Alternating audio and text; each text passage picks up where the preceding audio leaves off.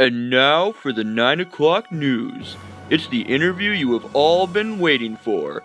Our very own Tyler Seplak interviewing Taylor Seplak. Thank you very much for coming. It's Taylor, right? Yes, Taylor Seplak. Very nice to meet you. You as well. Unfortunately, we are under a bit of a time constraint, so we better get this going right away. I've looked over your resume and you appear to be pretty qualified. I do have a question about your work history, if that's alright. Yeah, that won't be a problem.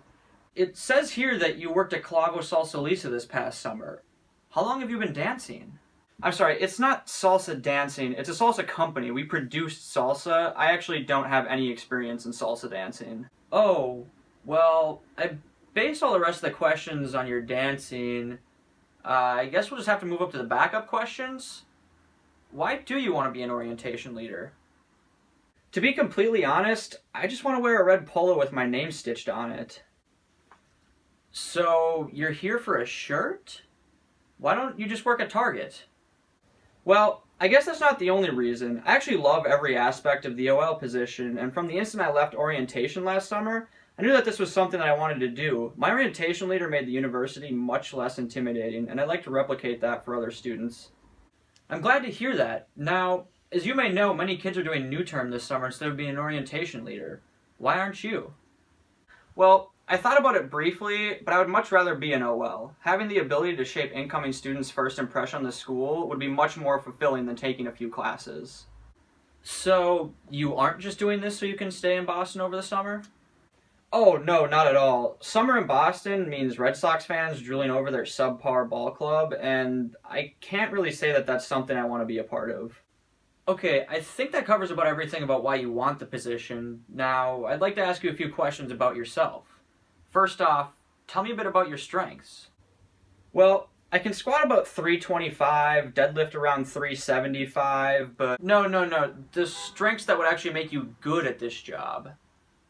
Oh, well, I have a lot of leadership experience. I consider myself to be a team player. I always put the success of my team in front of my personal success. That's good to hear. Anything else? Yeah, I don't take myself too seriously either. I'm very open to constructive criticism and feedback, and I'm always the first one to make fun of myself. Could you maybe give me an example? Well, I've been missing a tooth for about 8 years now, and I always make fun of myself for looking like a hockey player because of it. Well, how did you lose it? Well, it's kind of a long story, but I was playing hockey. I see. Well, do you have any other strengths? I'm able to learn quickly and can adapt to almost any situation. What's one thing you've learned and adapted to while you've been here in Boston so far? Well, I found out that if I say bag, everybody will ask me to pronounce it over and over again, so to save myself time, I started pronouncing it like everybody else, bag. I don't even know what that means because it's clearly bag. I mean, you have bag and bagel, it just makes so much more sense. So I don't think bag is the correct way to pronounce it, but having people ask me to say bag all the time is just kind of getting annoying. That's understandable. Could you tell me a little bit about your opportunities for growth? Well, I think my biggest area for growth is probably my beard. Again, I would like your answers to pertain to this position, if possible. Although, now that you bring it up, you really do need to shave whatever that is that's on your face. Well, thank you. I'll take that into consideration.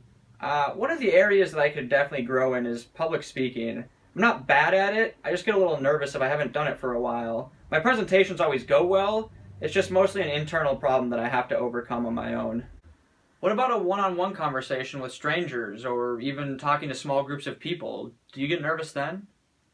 No, not at all. In fact, I love talking to strangers. Making connections is one of the things that I've loved doing here at the university, and I look forward to making more as I progress in my studies and throughout my career. Well, unfortunately that's all the time we have here today. I wish you the best of luck with your application process, and hopefully we'll get to meet again sometime in the future. Thank you for tuning into the 9 o'clock news. This has been the interview with Taylor Seplak. Thank you very much for sitting down with me today. I'm really excited to be a prospective member of the team.